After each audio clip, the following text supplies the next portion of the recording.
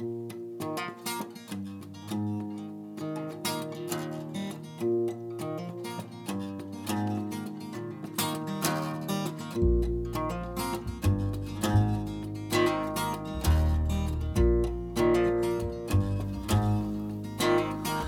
grew up in a small town in Tennessee, where the river was where I found my home.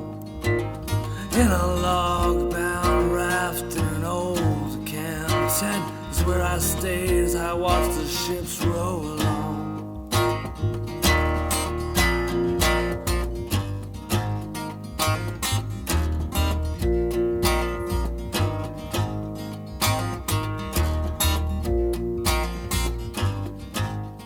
Episode 1, Fishing the Logan River, Utah, coming soon.